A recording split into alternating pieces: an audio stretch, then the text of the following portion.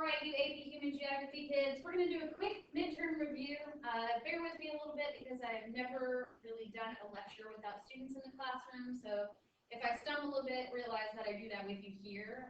So to do this is really kind of a new thing. We're going to go through chapters 1 through 6. Remember that it is a multiple choice test.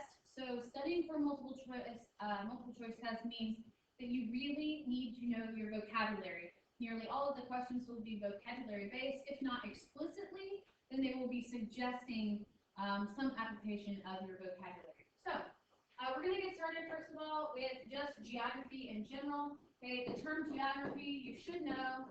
Okay, the word, okay, and its meaning is going to be derived from a Greek, really the first Greek geographer. His name is Eratosthenes. Okay, Eratosthenes is going to be credited with being the father of geography. Before him, we did have a few people that were into geography. A good example of this would be in the field of cartography. And in the field of cartography, that is going to be the science of map making. We know that the Babylonians are really going to be the first cartographers. Later on, you'll have the Phoenicians who are going to record their sailing routes. Additionally, okay, you will go on to the Greeks, who are going to obviously get much better at this. The other thing that you need to think about the ancient Greeks, you also have the idea of Aristotle thinking that the world is indeed round just by examining a shadow. So keep that in mind as well. When we talk about map making and cartography, we absolutely must talk about the word scale. And we must talk about the word projection.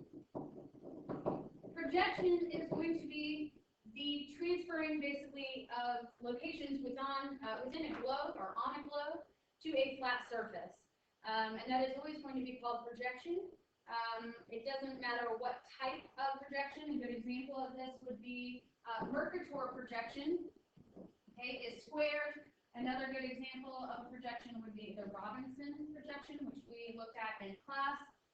There's also sometimes projections that will do something like this. That's really, really terrible. But you guys probably remember a little bit about this. And the idea here is that projection is never going to be perfect. Okay? In fact, when you're talking about projection, there are always going to be 4 distortions. Okay, the first projection distortion is going to be usually size. A good example of this is actually the map on the back wall of our classroom has Africa shown much smaller than it is in real life. Greenland actually looks about the same size as Africa, when in reality, on the Earth's surface, Algeria, which is a country in northwest Africa, is about the same size as Greenland. So we really have that skewed. Also think about it, the country that produces the map typically produces the map so that that image is going to be larger, their country will be larger, and additionally it will be the focal point of the map. Another common projection distortion, okay, is going to be the shape. I mentioned this in class. If you ask a small child, okay, to draw Antarctica, you might get something that looks like this. And we all know that that is not the correct shape because, in fact, it is going to be wrapped around a sphere. Okay, and on the, if you were looking at a polar projection, okay, you would actually see that it looks something like this. It's really bad. But okay, the idea here is that this would be more in tune with the shape that it really is in real life, and this is a distortion problem, which can really be confusing for small children. Another example of distortion is going to be distance. This, again, okay, I talked about in class using an example of a child. Okay, if you have a map, we'll go ahead and make it the United States. Don't judge me. I can feel you judging me. Stop it. Okay, good. And then you will have a little insert, and in one of these inserts, you are going to have Alaska, right? You guys can tell that's Alaska. Okay, and then you'll have, of course, Hawaii. Here's the problem with this. If I ask a child for the distance from Kansas City to Hawaii, You may actually start with, okay, their little marker here. They'll draw themselves a nice line, okay, to the big island of Hawaii, and then they will actually measure from here to here and give you probably a much smaller answer than the one that you were really looking for. And again, that's because of distance. Another good example, okay, of distortion is going to be direction, and we can use the same map projection here. If I ask them for the direction from Kansas City to Alaska, okay, it's likely that they would say something about it being in the southwest. So these are the four distortions that are always going to take place. They are not always as severe as that, but please make sure and remember that all flat maps fly and all, how does that go? Maps fly flat. There we go. That's why I need you guys here. The other thing that we'll need to talk about is scale. Okay, if we're talking about a large scale, okay, we are talking about a map that shows a large amount of detail.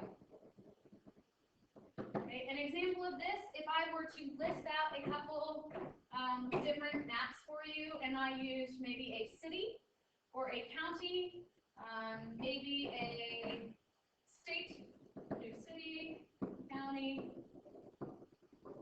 state, and then we'll go ahead and do country. If I'm asking you for the large scale map, a lot of times people think, okay, well, the country is going to be the largest amount of land that is shown. However, that is not correct. You need to be thinking about the largest amount of detail. The one that will show the largest amount of detail is going to be the city. Now, this may be confusing for you because Kansas City actually makes up several different counties, but a city is really anything over 10,000 people. So when we're talking about a county, you usually have more than one city within it. In terms of the small scale, okay, you will therefore have a small amount of detail.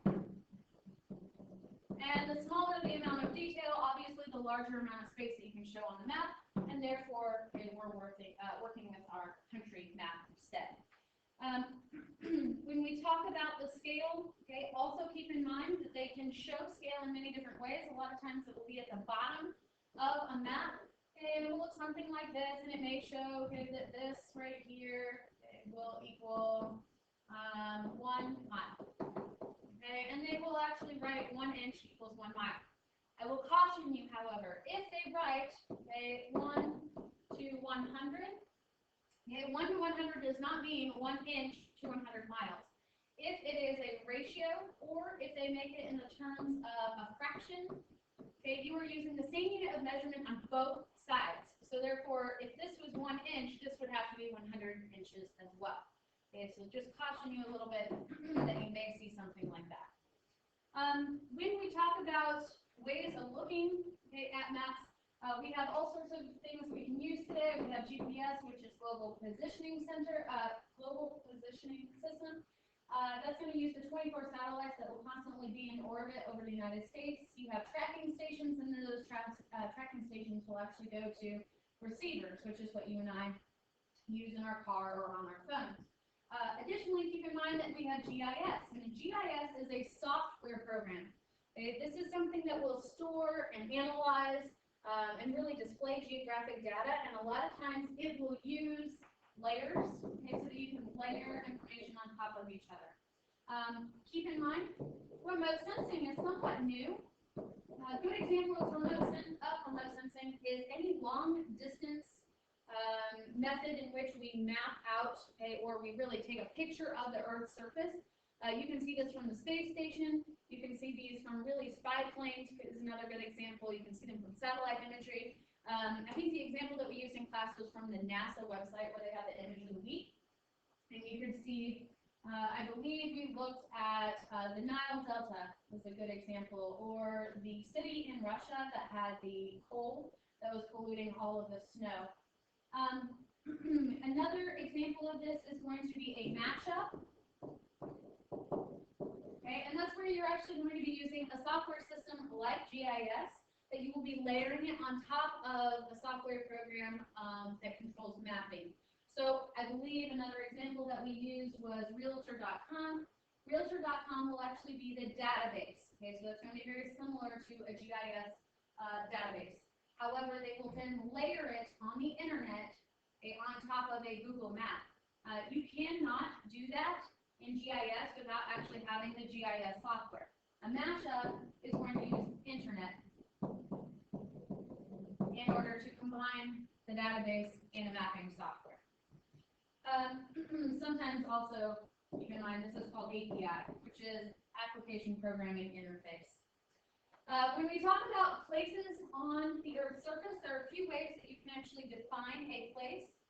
The first one is going to be toponym, and we just recently talked about toponyms, for example, religious toponyms, and the idea that we can determine what religious group is going to found what area. Keep in mind that toponyms oftentimes will be about the settlers' origin, which is their beginning.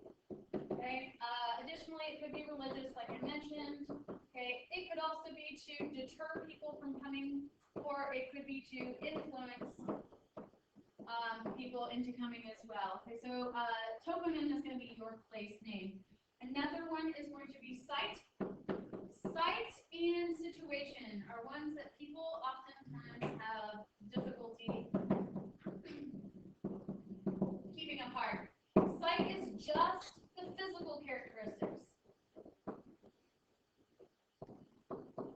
A good example of site, if I asked you for the site factors of Parkhill High School, you would probably tell me the elevation. You might tell me the soil type. You might tell me the climate zone. Okay, those are going to be all physical characteristics. Situation, sometimes we also call this relative location. Okay, that is going to tell you, basically identify a place by its relation to other objects. So if I asked you for Parkhill's situation factors, you might say that it is west of Quick Trip and Sonic. Okay, or you might say that it is across the street from Pine Ridge Presbyterian Church. So this one is going to describe a location using known locations, okay, in the area. Okay, so again, it's relative to some other known relation, known location. So we have toponym, we have site, we have situation, and the last one is mathematical location. And mathematical location is going to be simply your latitude and your longitude. Okay? You absolutely must know that latitude is always listed first, LA before LO in the alphabet. When we're talking about latitude and longitude, we would call those coordinates. When you have them set up so that it looks something like this, lat, and then you would have your longitude, okay? That would be a coordinate. When we talk about latitude, that is going to measure the distance north and south of the equator. Okay, so when we look at a map, and we have the equator here, so we go to the prime meridian, okay, the line of latitude is going to actually go across the Earth horizontally. Okay, a lot of times people will say latitude, latitude, or I like to call them ladder rungs. Here's the tricky part though. Keep in mind, okay, this guy right here, I think that's the one I said was, okay, my equator. The distance in latitude is actually measuring the distance north and south. So up here you would have 90 degrees, down here, okay, you would have 90 degrees. Right here you might have 45 degrees. So when we're talking about the United States, okay, if this was the prime meridian, we would be over here, and we might say that it's somewhere around 44 degrees, and you have to use north or south. Okay, so for the United States, we might say that we are at 44 degrees north. Okay, the next one that we would use is going to be your longitude. The longitude is going to be the opposite. Okay, that's actually going to be the lines that are going to be parallel to the prime meridian. Okay, a lot of times people will call them longitude, as in the idea that maybe they look long. I don't know. Can't come up with anything clever. But you're going to have the prime meridian, which, by the way, is going to run right through Greenwich, England. And that's also where you're going to have GMT, which is Greenwich Mean Time. Okay, that is the time in which everybody else will set their clocks as the standard. So you have the prime meridian here. The prime meridian is going to be 0 degrees, okay, longitude. Okay, good. As you move, okay, towards the east, you will increase the numbers, okay? And as you move west, you'll increase the numbers. The further you move east, okay, you will use degrees east this way, okay, you end up with degrees west. So for example, again, prime meridian right here, if the United States is going to be over here, Kansas City's right there, okay, in terms of degrees west, we would count out, okay, maybe by 15 typically is how they like to show it, okay, and we might say that we are 75 degrees west, okay. Also keep in mind that when you go through the, okay, this is going to be the back side of the Earth, which is, I know, a little bit weird. You will have the international date line, and the international date line actually does something a little bit weird like this, and if you remember, it's because there was an island right there that wanted to experience 2000, okay, before anybody else did, and so they moved the line, which actually should help you. That means that if you are moving, okay, and going, okay, from the United States, Judge, there's Japan, okay, good.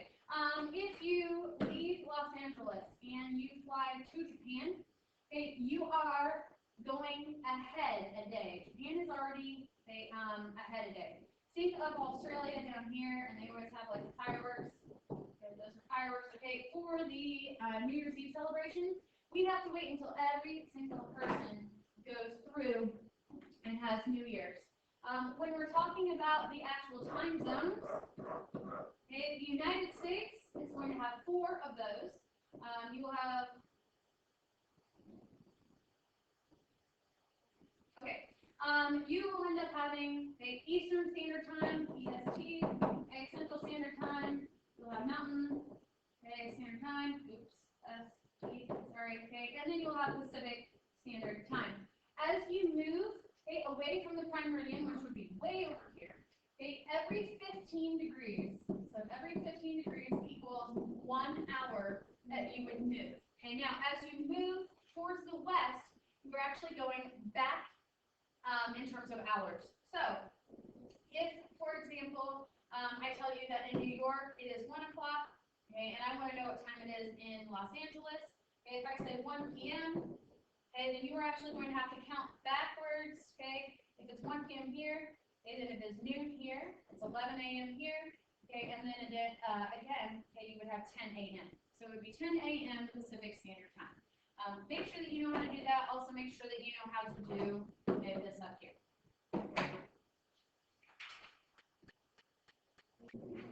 Am I boring you yet? And if so, fast forward me. Another good example of things that we may want to think about are regions. And there's several different types. I want to talk about formal.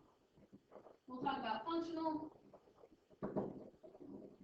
Okay, and then we'll talk about vernacular. And there's a reason that I left a large mark there. When we talk about formal, okay, a formal region is just a region where people share a common characteristic. For example, we are in Tornado Alley, simply because we share the characteristic of having tornadoes in our area.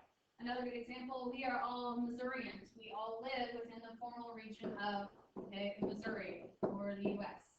Another good example of a formal region might be MU fans. Okay, if we live in an MU fan area, again, you don't have to be an MU fan, but they might show that this area does root for MU at times. Okay, so therefore, because there are a large amount of people that have that characteristic, then you actually will see that as a formal region. A functional region, okay, is also sometimes called a nodal region, and that is when you have the hearth, which is where any factor, really anything that is going to diffuse, that is where it starts. Okay, it's the origin. Also keep in mind, okay, that the idea of a cultural hearth was created by a guy named Carl Sauer. And Carl Sauer is going to be the father of human geography. He is super, super, super important. Okay. When we talk about the hearth, a nodal region is the area in which the hearth will have a influence. if you live, let's say, for example, the one that I gave in class was actually Forever 21. Okay, so this is Forever 21. And I live right here. Okay, I live within the functional region, so it's likely that I will actually go to Forever 21, although that was several years ago for me. I only go there for gifts now. So Forever 21 there. However, if I live way out here in the middle of Missouri, okay, you have this hearth that only really extends a certain amount of space out. And this is what marketers do.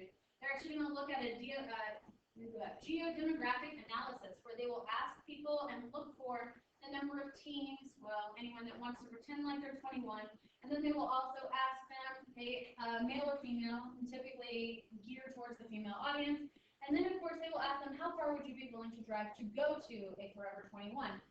They will create a mean out of that, and that's where they draw the functional region. The further you are away, the more likely you have something called distance decay. Oops. We also sometimes call this the gravity model. Okay? If you think about it, the larger, okay, the magnet, the more pull it has. So if Forever 21 is a big freaking deal, okay, you will have a large amount of pull. You will have maybe even people that are out here. Okay, also keep in mind though that the further away a magnet is, okay, the less pull they have. So if you have miles and miles and miles between these two, okay, you may actually end up with a great deal of distance decay, which is basically the likelihood of people going to that node diminishes greatly. And then the vernacular region, we talked about this quite a bit in class. Vernacular region is going to be a perspective of a person when you ask them what they think of. A vernacular region of the South could be your book. They actually talked about this. It could be described by some people as a region that was the Confederate States. It could also be described as maybe Southern Baptism. Okay, if you see Southern Baptists, a large portion of those, okay, you may have that. Another good example would be high cotton production, or maybe even low graduation rates, low literacy rates. Okay, they may think of those things, and that's not necessarily fair all the time, but that is going to be a vernacular region in which people are going to group, okay, a geographic area together. Okay, so it is all about perspective. I think the example in class was when I think of Colorado, I think of trail riding, beautiful flowers, okay, 60-degree days, no humidity, great hair days. Some of you may actually think of 30-degree days and skiing. Okay, so again, it depends on who you ask. Real quick, when we're talking about distance decay, you also need to know about something called space-time compression. Space-time compression is the idea that the amount of space between an area, so right here, for example, Forever 21, my sister's house, way out here in Middle Missouri, okay, we have actually diminished distance with technology and transportation. For example, okay, if we had talked about this during the age of, I don't know, westward expansion, okay, my sister would have actually had to have ridden a horse or maybe even a covered wagon to get from, okay, this place all the way over here. Likely would have taken her, I don't know, a week and a half, maybe a week. I don't know how fast those things go. Okay, but today you take a car, okay, she can reach within 3 hours. Okay, another thing to think about, technology has also diminished space-time compression, which means space-time compression, the more space-time compression you have, the less distance decay you have. So my sister may actually purchase things from Forever 21, but that's because of a space-time compression attribute, which would be the internet and online shopping.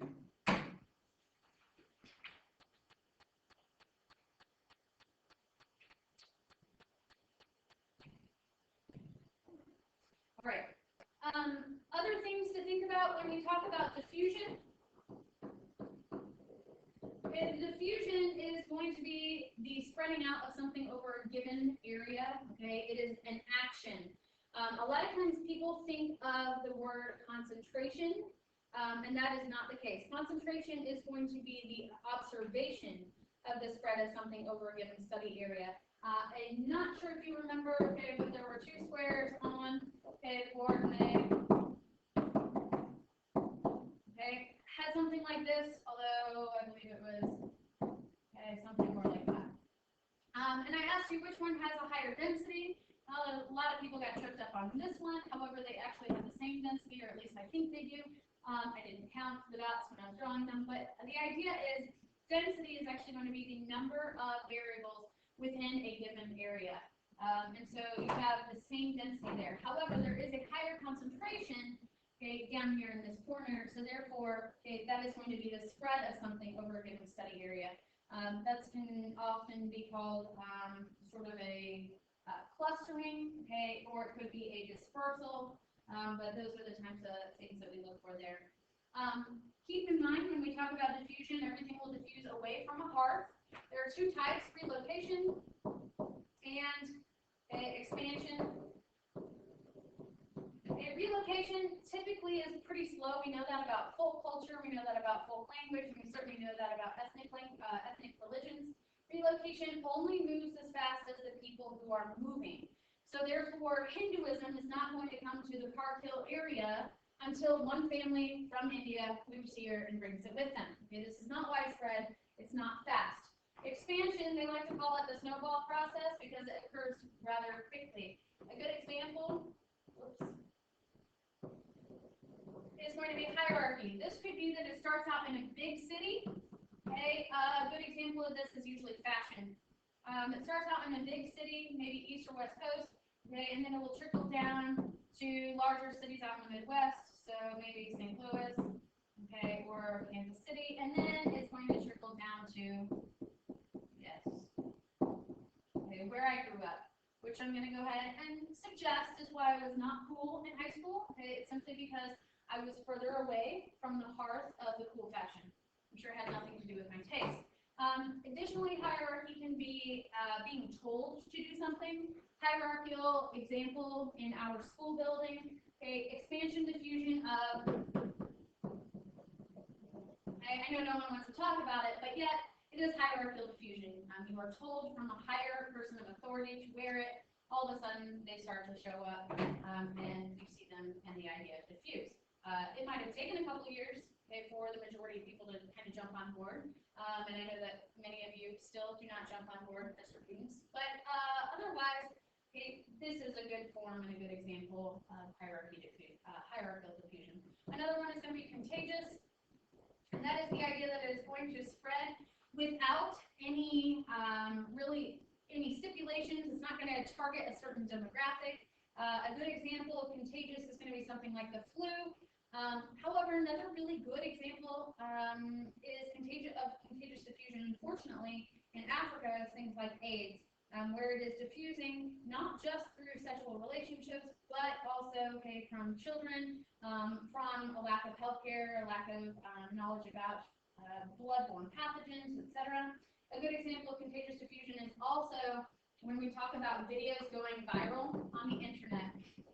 Okay, I send it to two people, those two people send it to two people, those two people that send it to two people, and all of a sudden, okay, we have a lot of people with the video. And then the last one is going to be stimulus, and that is where you take whatever it is that you are diffusing, and you are going to change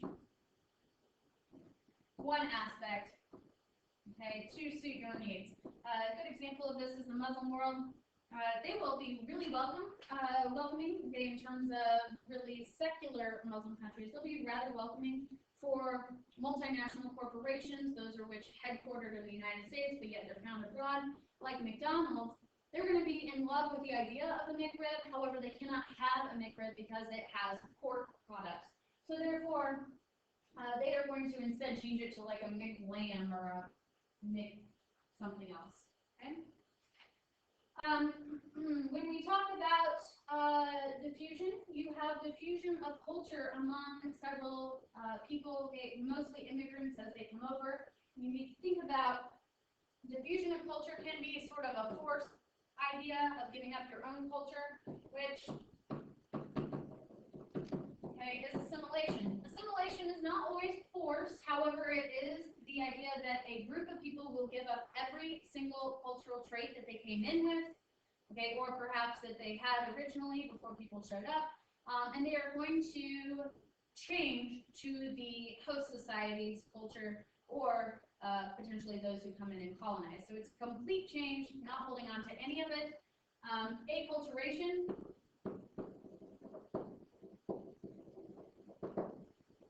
Acculturation is going to be the idea that they do hang on to just the things that are really important to them in their culture, but they will go ahead and change the things that they need to in order to get along in terms of economics and education.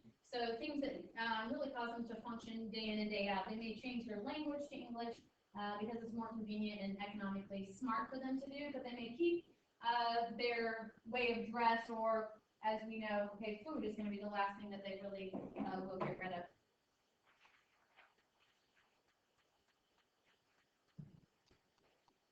When we talk about the term environmental determinism, I want you just to think about the idea that environmental determinism is the idea that the environment determines whether people can live there.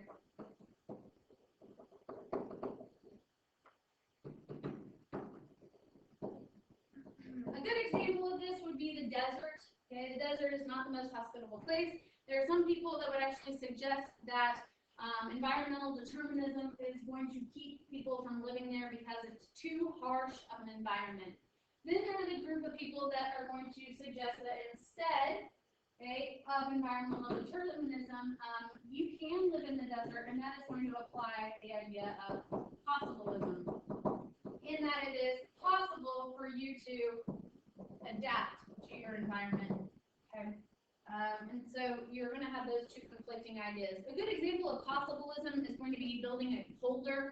If you remember, I believe we talked about it in the Netherlands, where they're going to fill in an area with land in order to create a place for people to live. An example of environmental determinism, on the other hand, would actually be the Everglades in Florida, where it is too swampy for people to live, and possibilism has not come up with a way to fix this. Keep in mind, okay, when we are discussing globalization, we've talked about this in several different chapters. Globalization, okay, is going to be the idea that you have ideas that have spread beyond the point of just a country. Usually these are going to spread via transportation and technology. Okay, and unfortunately, I would say, in my opinion, okay, places are going to become rather uniform. We call it cultural uniformity. Okay, you also see physical uniformity. And people will begin to worry about losing their cultural traditions. A lot of times people will hang on to things that are different about their location. That's called local diversity. And there are a lot of people who have different views about globalization. Hyper-globalists are going to be ones that say that globalization is happening and it's actually a good thing that it is happening. Okay, you're going to have your skeptics who say that regionalization is not a new thing, okay, and that it has been around for a while. And instead of real globalization, you have something called regionalization that's occurring, where really the MDCs of the world, more developed countries of the world, the United States, okay, Western Europe, and Japan are all going to be the ones that really spread their influence. The rest of the world, okay, in terms of globalization, they are just the ones that receive our influence. And then the last one would be transformationalist. Transformationalist is the idea that as globalization of the economy increases, you actually end up with a larger economic difference between the haves and the have-nots. Okay, we call this increased social stratification, and that's the idea that we will, as an MDC, become wealthier because we will exploit the LDCs who want our ways of life. Whether or not this is a good approach, okay, it is the one that your textbook takes. When we talk about just the Earth in general, a few things that we need to think about, okay, is the word ecumene, okay, and non-ecumene. And this actually fits in really well with environmental determinism and possibilism. An ecumene area is going to be that which is inhabited by human life, so people have somehow developed possibilism, or the environment is conducive. A non-ecumene area, which is going to be high, dry, cold, or wet, Those non-ecumene areas are going to be areas where people have decided not to live because the environment determines that they cannot live there. We also need to talk briefly about the three types of density. Okay, we have, of course, arithmetic, which we already talked about. Arithmetic is just going to be the number or the amount of a variable across a given space. Okay, you're also going to have, you can call it physiological. Okay, you can also call physiological nutritional density. And that is going to be the number of people divided by the amount of arable land. And then the last one, okay, so this one, by the way, total people divided by total land. Okay, physiological and nutritional, the last one is agricultural. And that one is super easy simply because you're going to have farmers, and it's the only one that has the farmers as a numerator over total arable land. And arable, keep in mind, is farmable, total arable land. Okay, so you may come up with a question like that. Remember, when you find these things, that you may find it in a decimal, and you will have to convert to a percentage. But I don't think there's anything too crazy in terms of math on there. When we talk about population, keep in mind that demographics is going to be the study of the characteristics of a population. We are going to talk about several different types of things. Really important to speak about Malthus. You can't get around it. Malthus is going to be the guy who is going to write a hypothesis that the world will end up exceeding its population limit, and that we will not have enough food for people to survive. That, in fact, has not happened. The actual food production has been higher than Malthus has predicted because of the Green Revolution, also better farming techniques. The actual population has grown much higher than Malthus, which Malthus would actually say makes his theory, it actually solidifies it and even gives it more support. In the idea that the population has grown much higher than he thought it would, because your LDCs of the world are going to hit stage 2, where the death rate will drop, and therefore your natural increase rate will rise. The other thing to think about is possibilism. A lot of people will suggest that there is going to be, and that there will be, ways in which we can produce more food, we can come up with more energy, more grains equals more solutions to this issue, and other people would argue that Malthus' theory was completely flawed, particularly people like Karl Marx, who are going to suggest that you have enough food, it's just not evenly spread out, hence his idea for communism. When we talk about the population demographics, please keep in mind that you are going to have the CDR, that's going to be your crude death rate, your crude birth rate. All of these are the number of, whichever it is, births, divided by 1,000 people in the group. Additionally, same thing here, number of deaths per 1,000 people. Another good one to think about is natural increase rate. You will take your CDR and you will subtract your CDR and you will get your NIR. Your NIR, keep in mind, that if your CDR is astronomically high, we'll go ahead and say, I don't know, 20, and your CDR is 5. When you subtract those, you're going to have 15. The NIR can never be 15, guys. An NIR is typically going to be something under 3 or 4. If you have an NIR higher than 4, you're in trouble. So really, when you consider this, you need to move the decimal. It's going to be a 1.5, which is still pretty high. When we talk about the NIR, you also have to consider that inside the CDR, you have the IMR, which is your infant mortality rate. That's also going to be the number of infant deaths under the age of 1, per 1,000 people. So infant under 1, their deaths. Typically, the less developed countries will will have higher infant mortality rates. They will have higher natural increase rates. They will have higher crude birth rates. Okay, typically the United States, although we like to think that we're very advanced, our crude death rate is actually higher than most other places because we have such a large population of elderly people, and that's a good thing because we also have a very long life expectancy. So people are surviving much longer in the United States and other MDCs. Keep in mind, MDC, more developed country, LDC, less developed country.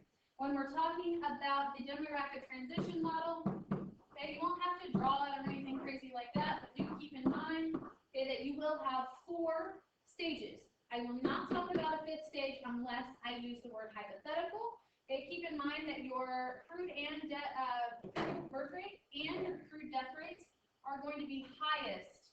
Okay, no matter what, they're going to be highest in stage 1. And that is going to be where you're roaming around, okay, nomadic. Really 8,000 BC to, it depends on the country. If we're talking about an MDC, okay, an MDC will hit stage 2 around 1750, and that is because of the Industrial Revolution. During the Industrial Revolution, you will start to see the death rate drop off.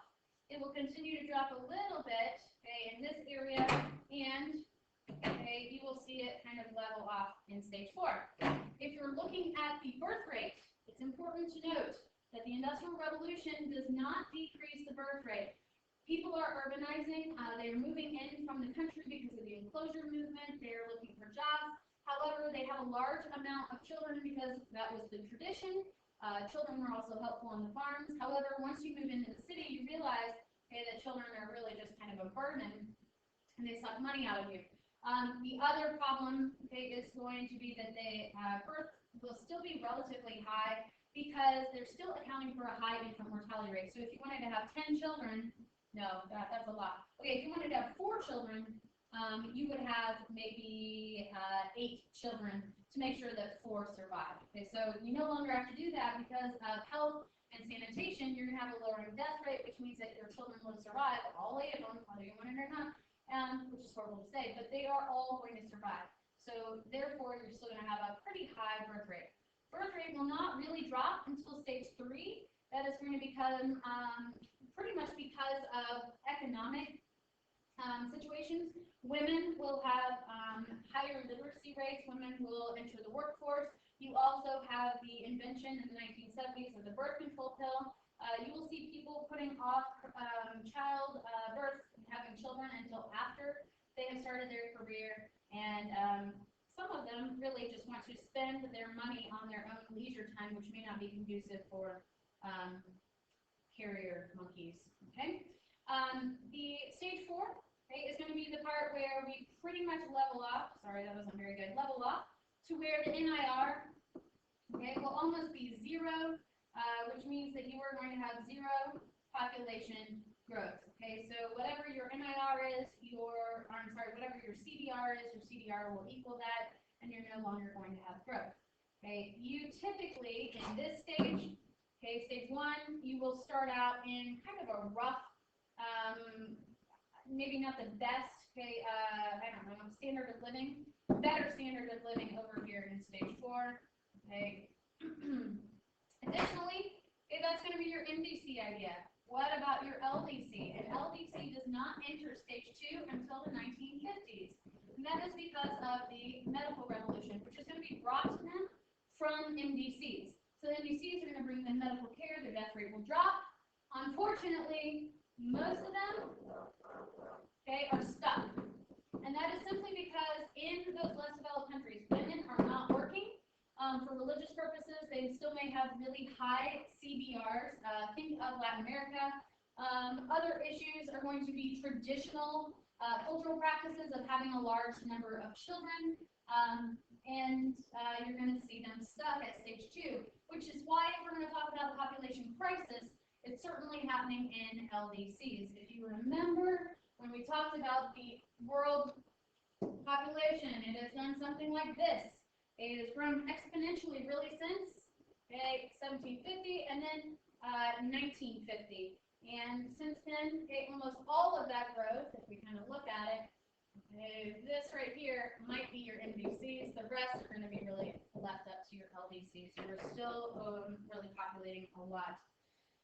When we talk about the demographic transition model, there are all types of things that are going to contribute to people moving along. You cannot move in reverse. You cannot do that. And remember, a stage 5 would be the idea that you may actually end up with a natural decrease rate. But again, that will not happen unless I say the word hypothetical. You will not have to think about a stage 5. When we are talking about demographics, you will also perhaps have to read an age-sex pyramid. Age-sex pyramid, if you remember, it's going to look something like this.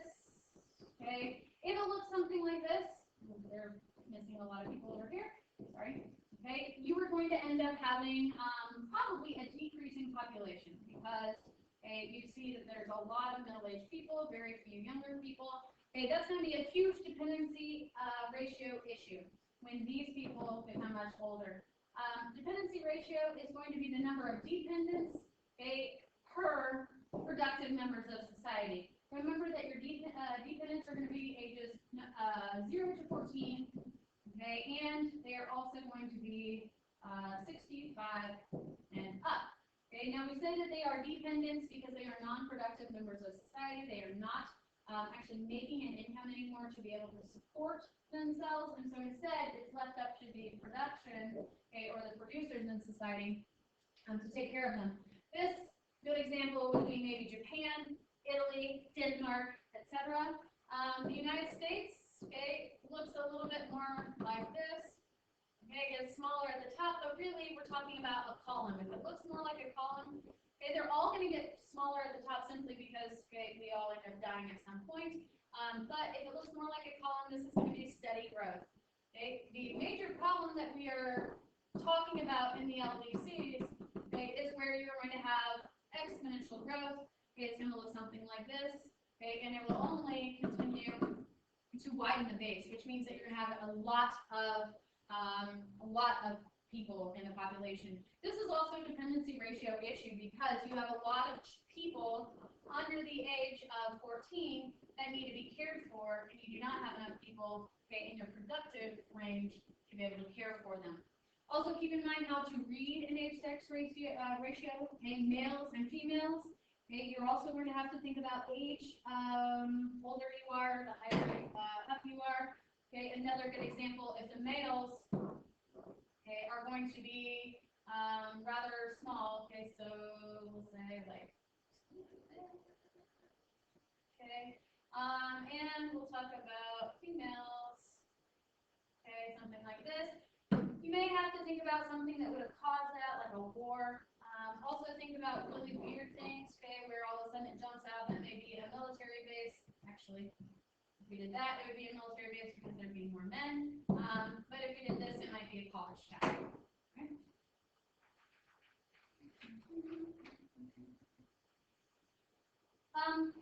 Epidemiological transition model, you might want to take a look at it, but think about all of the reasons for death inside the demographic transition model. When we talk about transition models, we will also talk about migration transition, and that is the idea of where do people move during parts of the demographic transition model. Typically, in stage 1, they don't move very much. They're running around chasing animals for food. Stage 2, you will have them really move internationally a great deal here for economic opportunity. A good example of this is Europe when they hit the Industrial Revolution. It's actually we like to call it the safety valve is the United States because so many people are able to leave, which is a good thing for Europe because they would have had massive unemployment and probably some serious poverty issues. When we talk about migration in general, keep in mind that a move to any new location, a relatively permanent move, is going to be migration. Your day in and day out movements are typically going to be your circulation, and your ability to do so is going to be your mobility. When we talk about in-migration, in-migration means that there are going to be more immigrants, coming into the country than there are people going out. So in-migration is going to be larger than emigration, EM, because exit. If you were talking about out migration, okay, it would be the opposite. Okay, something, oops, sorry, opposite. My brain is almost fried. Okay, going like this. Okay. The only time in the United States that this has happened is during the Great Depression. Okay. Otherwise, we have always had net in migration. When we talk about pull factors, those are going to be the things that induce people to move in. You're going to have push factors, things that are going to induce people to leave an area. Unfortunately, sometimes people do not have the choice on whether they go somewhere. Those are going to be called forced migrants. Usually this is for cultural reasons. A good example of those are going to be internally displaced people, IDPs, or refugees.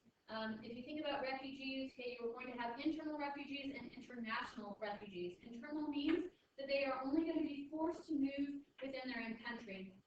I really want you to think about Colombia, okay, all of the people in rural Colombia being forced into the cities. And then you're going to have Sudan. Now, Sudan, I want you to think about it. Okay, we know that the book is wrong in this aspect because Sudan is now 2 countries. And so, indeed, it's an international refugee. However, okay, for the sake of the test, if you get to a question about that, okay, make sure and keep in mind that Sudan will also have the largest number of internal. In terms of international, you're going to have the Afghans, okay, so people from Afghanistan leaving to either Pakistan or Iran, and the Palestinians. When we talk about a large group of talented people leaving an area, okay, that is going to be called brain drain. You also need to think about the most common reason for voluntary migration, and that is going to be economics. When we talk about something hindering a person's migration, keep in mind that if there is an intervening obstacle, people will no longer be able to move forward, although they want to. An intervening opportunity is the idea that they will not move forward, but they also have chosen that. They have decided to stay in a place, usually for some sort of opportunity on the way to their final destination. We're going to talk about a little bit about quotas. You need to make sure that you know what a quota is, the idea that you can set limits on the amount of immigration into your country. The United States really did this in the 1920s, primarily because people quit coming from Northwest Europe. If you did not look like a Northwestern European, really they were starting to set quotas and limits. Another good example in the 1920s is the Chinese Exclusion Act, which is going to forbid anyone from Asia coming over for about 10 years.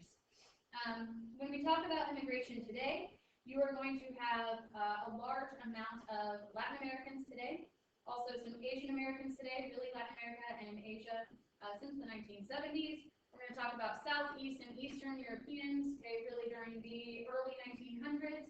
You're going to have Northwest Europeans during the colonial age and Africans during the colonial age as well.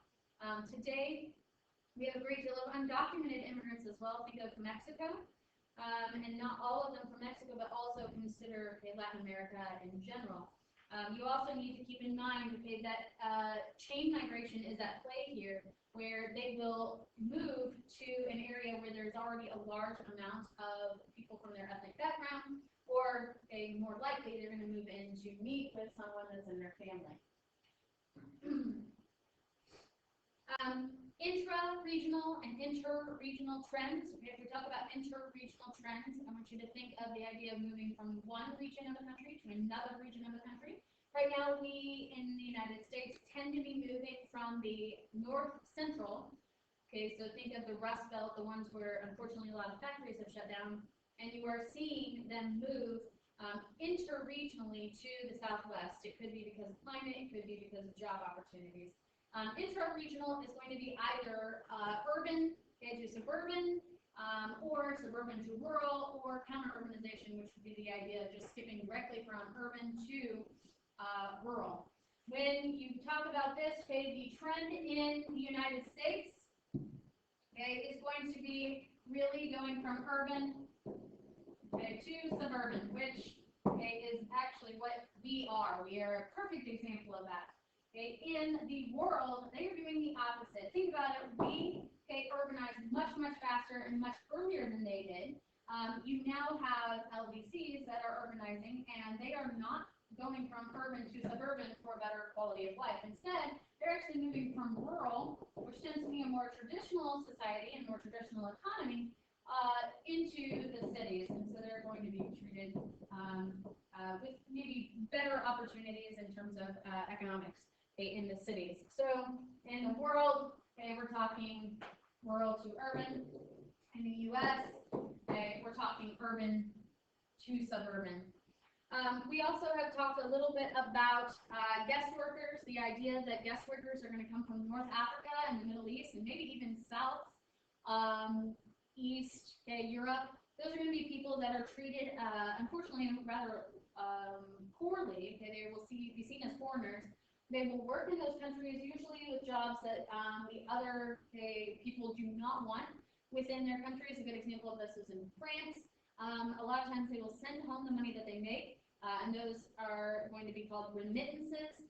Typically, they're young men, and I think if you guys remember, they kind of live a sad life. A lot of times they'll hang out at train stations looking for someone that might be from the country of their origin.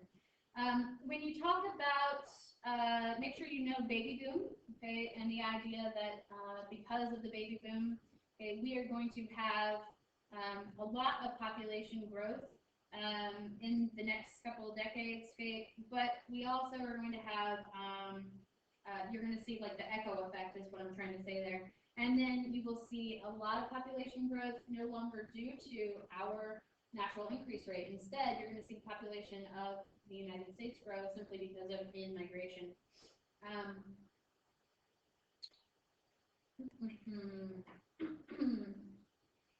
That's going to bring us to culture.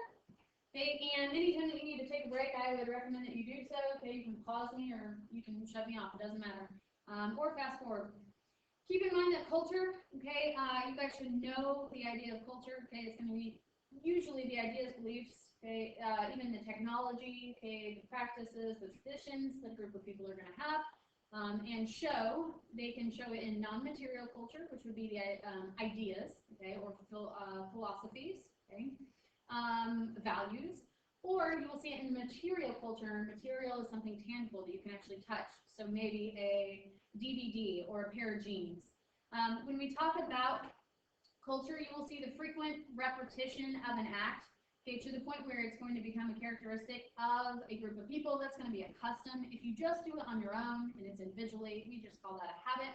Keep in mind that there's also things that people are absolutely forbidden to do in cultures, and those would be called taboos. Pop culture versus folk culture. I do want you to think a little bit about this. We have a great worksheet, where we actually have like a T-chart, and there were a bunch of things that went across. For example, it asks what size, of a civilization. If we're talking about folk, it tends to be a very small civilization, that's being affected, and we will call it homogeneous, because most of the people are the same, same background, same ethnicity.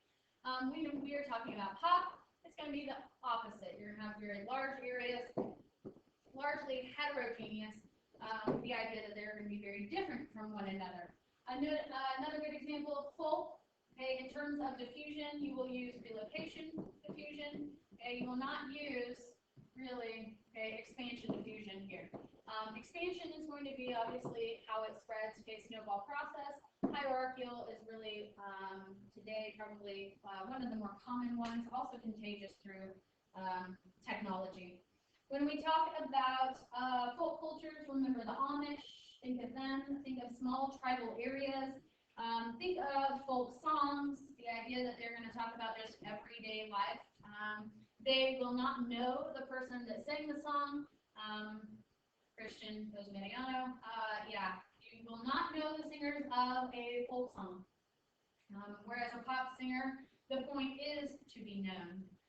Another good example, your popular customs are going to derive and actually originate in MDCs, whereas your folk cultures are going to be more in LDCs. Folk can become pop. I think the best example that we talked about was soccer, although there are many, many more. And the more we globalize, unfortunately for those folk cultures, the less important their folk culture becomes, and the more it starts to wane as younger people start to really head towards the pop idea. When we talk about folk housing is going to be any material that is available. A good example is going to be mud, brick, and timber. Okay, another good example is going to be, I don't know, Adobe. Okay, which I think is not correct. Anyways, material. Okay, whereas pop culture, you are going to have different types. If you remember, we had the two primary housing time periods. You're going to have the neo-eclectic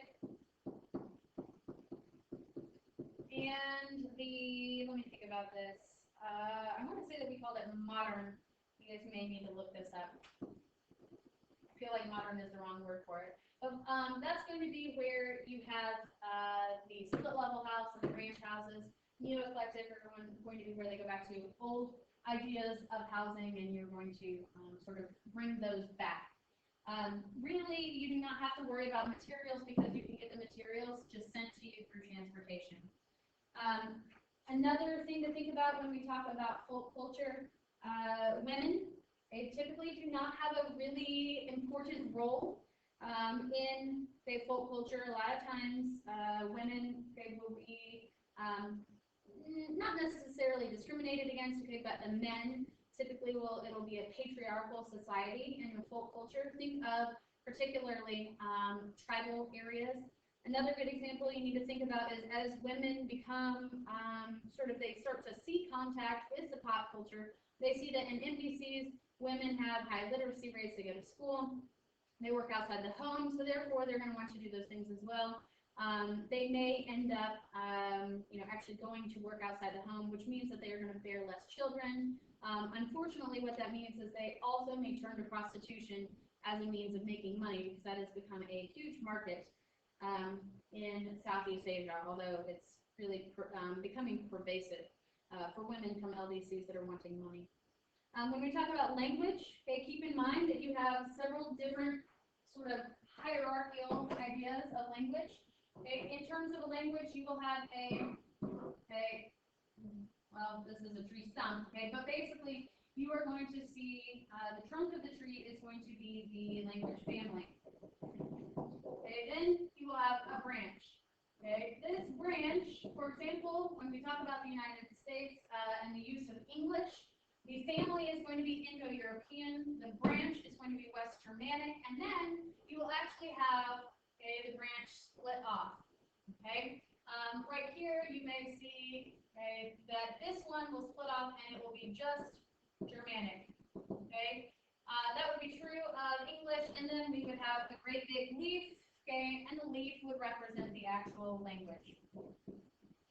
This shows you the relation between language families, language groups, language branches. Also keep in mind that Indo-Europeans, we think that there was probably some sort of like proto-family, where it was before prehistoric, so pre-written record.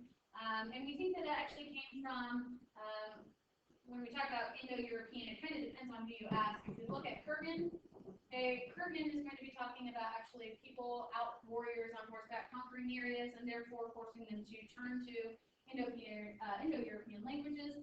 You're also going to have the Renfrew hypothesis, which says that the Indo-European language will spread out from Central Asia as they start to look for agricultural land, and they will share their language as they settle in and try to create civilizations for the purpose of agriculture.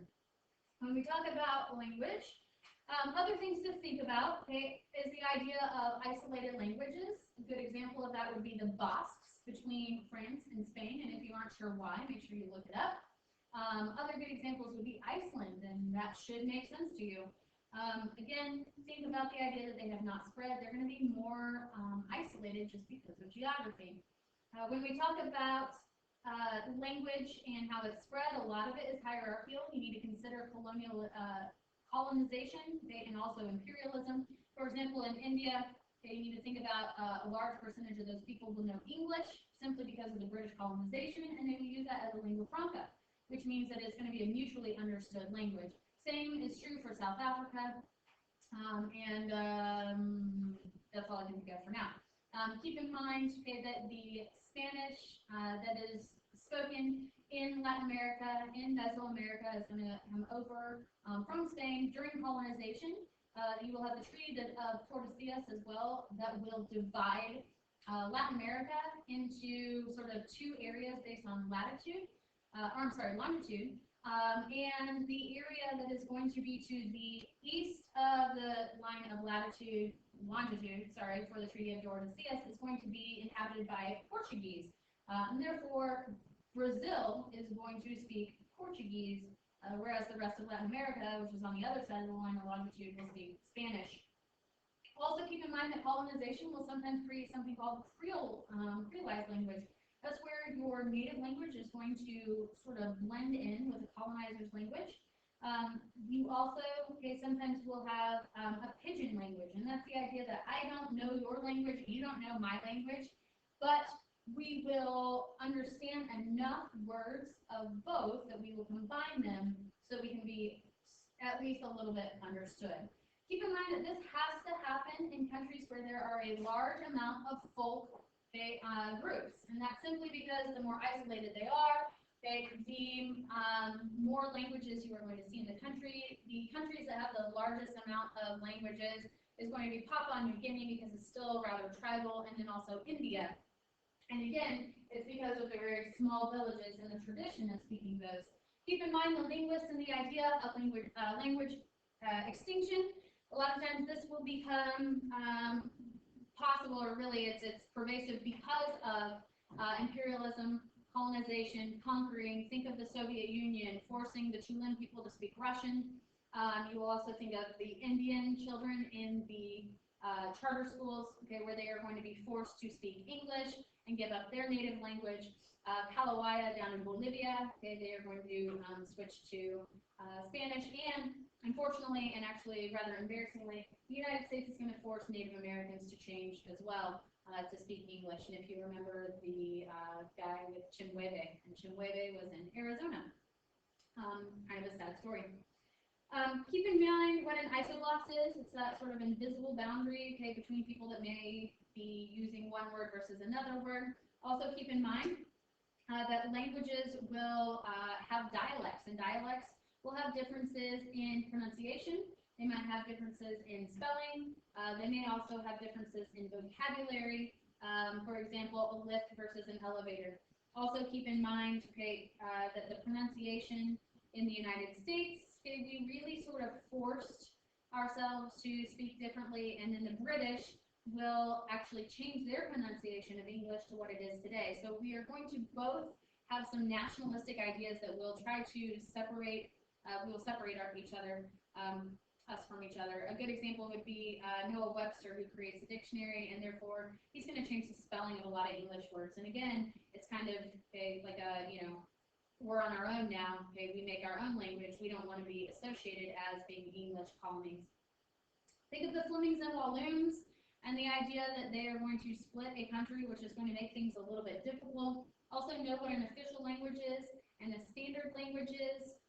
For British received pronunciation would be good to know. When you think of official language, you need to know whether or not the United States has an official language, and if it did, what that would mean for our country.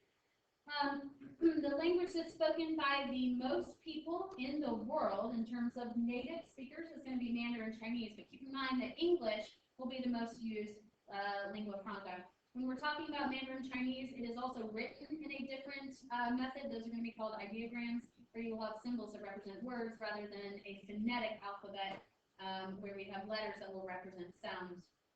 When we talk about the combination of languages, there are some good things and some bad things about this. If you think about English language, it is not all from the Germanic idea and the Germanic branch. That's certainly where we are on this tree.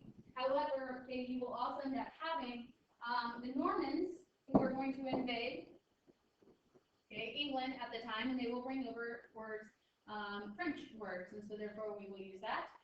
Additionally, we will read books from scholars that are going to be written in Latin.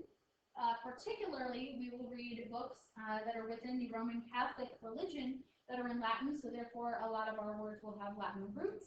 And keep in mind that we will start to actually change our language and sort of use our language in combination with other words. A good example of this would be Spanglish. Okay, the idea that you might use some English and some Spanish, and really it's not looked down upon. It's obviously not, you know, the most formal language, okay, but it's not really looked down on. However, Franglish, where you have the combination of French and English, the French kind of look down their noses at the use of English, and so therefore they really do not like that, particularly Quebec. And keep in mind that Quebec would almost like to secede from Canada simply because they are the only French-speaking province, and it is an official language, and they are very adamant about the use of French there. Another good example was Dinglish, and that's the idea that we are going to have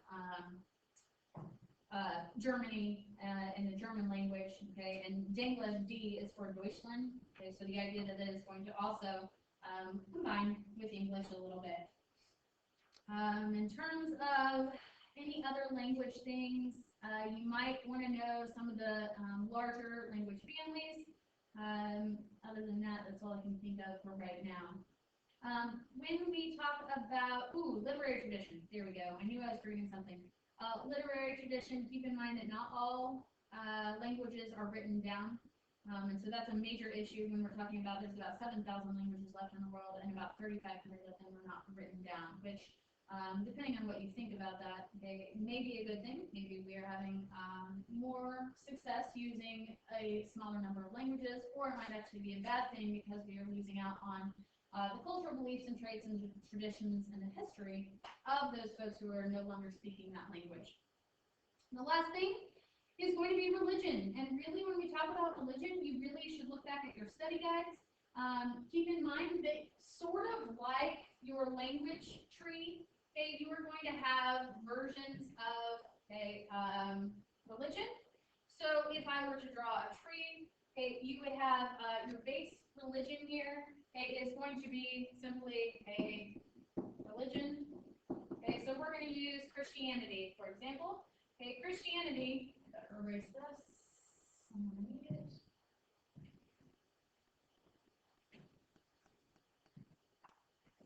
All right.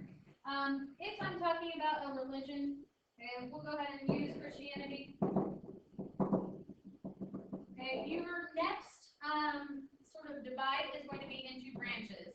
Christianity is going to divide into several branches, but the three major ones, okay, or major divisions within religion, okay, for Christianity is going to be, of course, Roman Catholic. Okay, over here you will have the Protestants. Okay, and over here you will have the Orthodox. The Orthodox, remember, it's mostly Eastern Europe today, and 40% of them are Russian Orthodox. And they are going to divide from the Roman Catholics back in really the 5th and 6th centuries. Protestants are going to divide from the Roman Catholics during the Protestant Reformation, which is really going to be like the 16th century.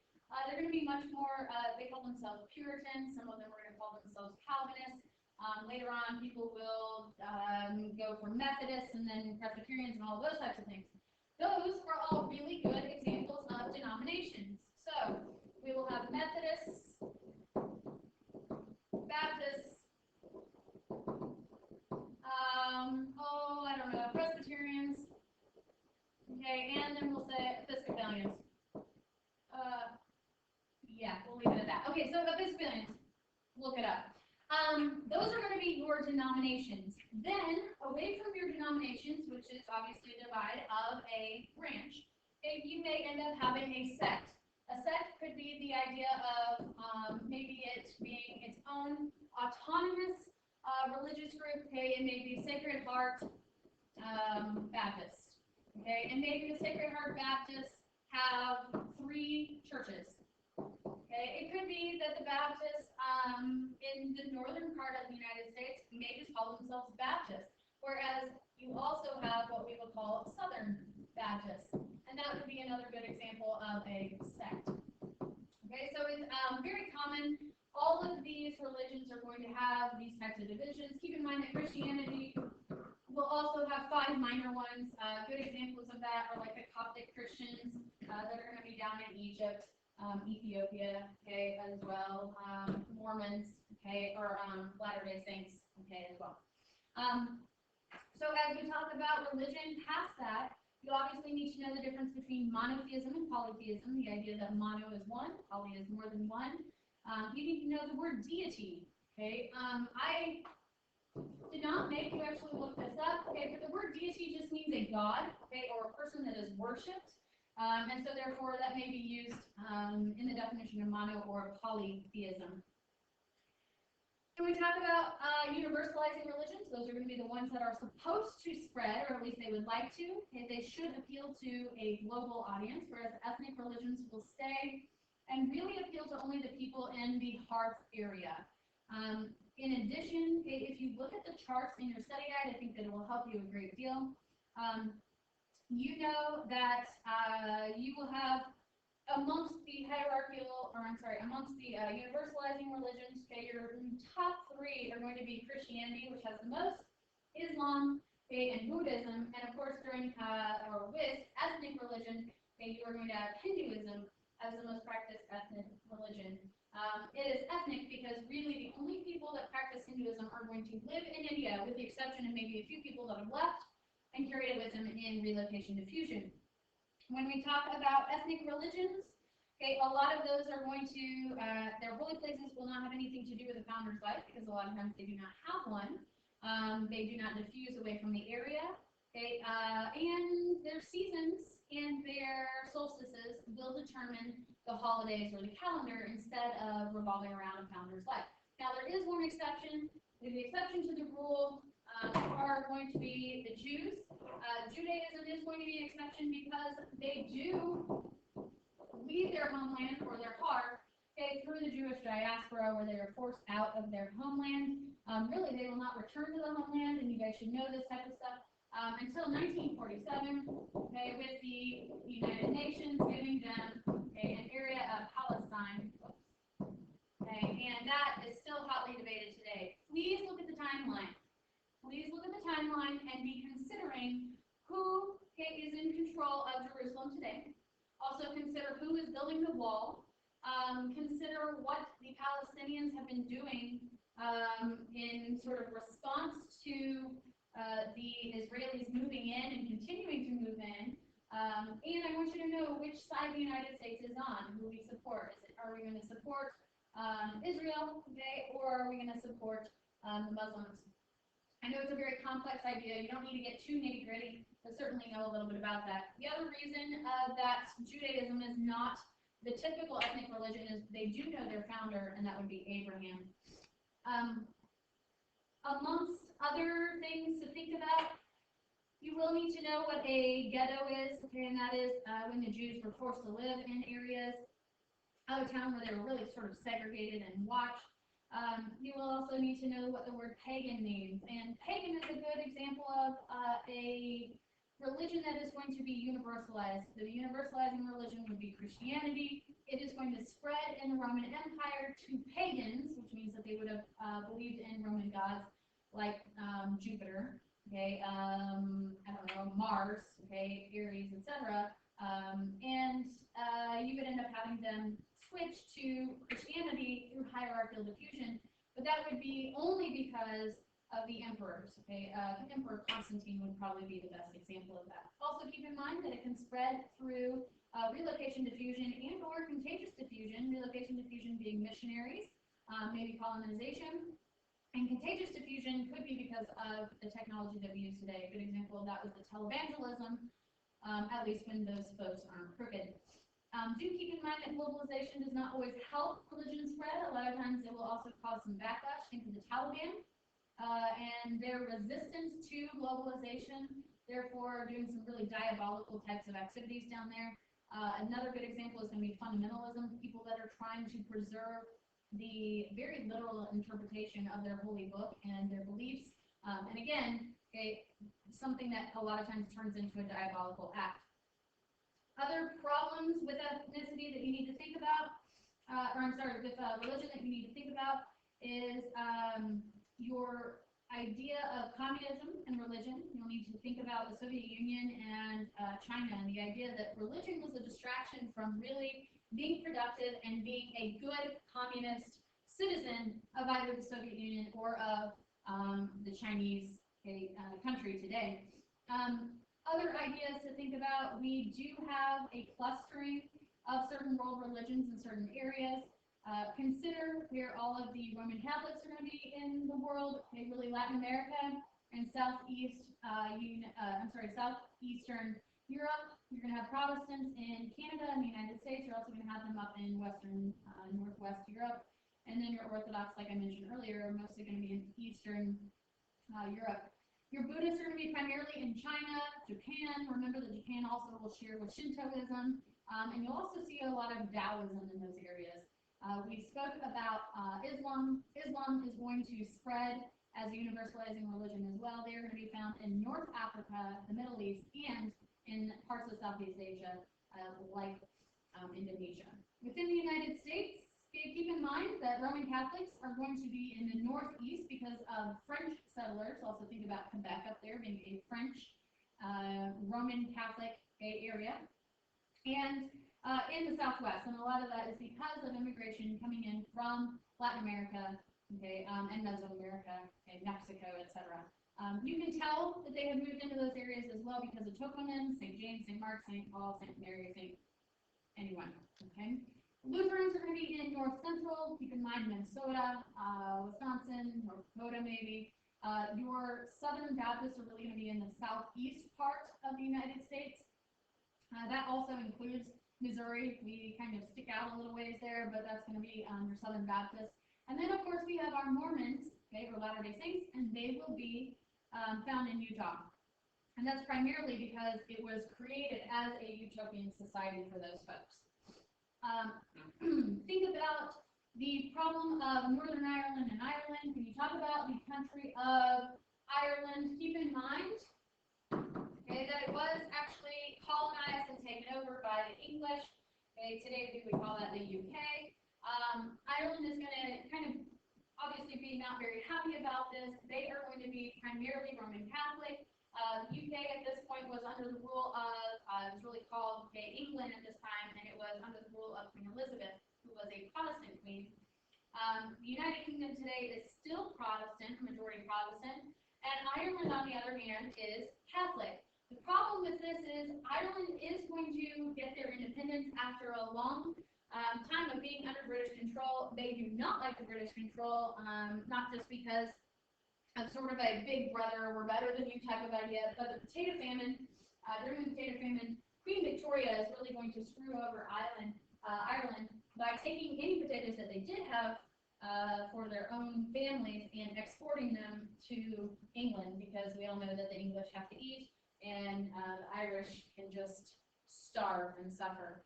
Because of this, you have 1.5 million Irish people that leave, 1 million of those to the United States. After they do fight for their independence, Ireland is going to, this is, I know, a really bad picture. It looks kind of like a peanut or a pear, but the northern part of Ireland is going to remain in the United Kingdom, in the British control. They're going to be Protestant, although really it's a very close amount, a very, divided area between Protestants and Catholics. The Protestants in those areas are going to start to discriminate against those Catholics. They will not allow them to have jobs. They will prevent them from living in certain areas, etc. The Catholics start to fight back with the IRA, which is the Irish Republican Army, and those will result in terrorist acts. The Protestants will fire back with terrorist incidents, and as of this time, you really have this area right here is going to be a serious hotbed of contention between the Protestants and the Roman Catholics. Keep in mind also those Roman Catholics are going to consider themselves Irish, where those Protestants are going to be proudly considering themselves members of the United Kingdom. So you will see a lot of violence there. Keep the caste system in the back of your mind. The idea of Hinduism and their belief in reincarnation, also Buddhism and their belief in reincarnation. The caste system in Hinduism and why it will diminish. A lot of that is due to the British influence and the influence of Christianity. Although it is still around today. Keep in mind Mr. Panda and the linguist being a Brahmin. The burial practices are going to be important to think about. That is going to be considered your sacred use of space. Okay, that is how the religion will show, okay, basically patterns across the landscape in terms of land use. That could be pilgrimages, the actual path that they take, not the holy place itself, but the path that they take might be shown on the landscape. You may end up seeing burial plots on the landscape as well. You may see, because of food taboos, you may see animals roaming the street. Good example would be in Hinduism with the sacred cow. Houses of worship are going to be important. Make sure you know what a mosque is. Make sure you know what a synagogue is. Okay, that's going to be your Jewish place of worship. You'll need to know the difference between a Protestant church, really, and a Catholic, a Roman Catholic church. Particularly during the Gothic period, the Roman Catholic Church is going to become quite ornate. Once you have the Protestants in the United States, they're going to become pretty plain, and really they're going to depend on the building materials because those people are fresh, new settlers in the United States. Think about religions, and sort of the conflicts within them. Think of the Shia and the Sunni Muslims. Other things to think about is holy lands and why they are hotly contested. A good example is Jerusalem, and what each of these three, Islam, Judaism, and Christianity, what all three of those think about their holy places. Remember that universalizing religions will take holy places. Those holy places will have to do with the founder's life. Same thing with their holidays. Think of Christmas coming up for Christians. It is going to be an event in Jesus' life. That is all I can think of. There's a lot, I know. Look at your study guides. Look at your take-home test. For the first two chapters, since that's the furthest away, it's been a little while. If I were you, I'd spend maybe a little bit more time on those, particularly chapter 2, although 1 has a lot of vocab. I would go through, I would quiz yourself. Other things that I wanted to show you before I go home, because Lord knows I need to. If you go to Google, and you type in Rubenstein, AP Human Geography, there is going to be a link. The second one down is going to be called the Cultural Landscape. I want you to click on that. And this is going to be an older version of your book, and I know that I've already showed you this once. But if you click on one of these and you go over to a quick review, you will have true false. If you really want to think of concept review, you will have multiple choice. By the way, it will show you the answer as you go through it. Other ones to think about is going to be, if you type in AP Human Geography midterm. AP Human Geography midterm, there are lots of websites out there. Some of them are not very good, though. So the one that I would recommend is actually the second one that's going to come up. It is called AP Human Geography midterm flashcards. So that one is super important. The rest of these are not the best. If you click on this, oh man, did not mean to take a picture, sorry, but we all knew that was coming. Okay, when we get to this, you can hit both sides, and what it will do is actually give you the vocab word and the definition, or you could click off of both sides, and then you would have to actually quiz yourself, and then click to flip to the correct words. You can scroll down, and you guys will see that almost all of the vocab words that are in our book are on this review. So it's pretty foolproof. There might be a few words that I wanted you to know that aren't on here. There might be a few words that this teacher wanted someone to know, or the student maybe needed to know that you don't need to know. Just look at your vocab, and I think that should guide you. Overall, come in, make sure that you just kind of have a clear mind. Look at the things, which of these things do not, which of these things is not like the other, and I think that you guys will do fine. If you have any questions, please come in and see me before the midterm, but I have faith that you guys will have good luck with it. So, with that,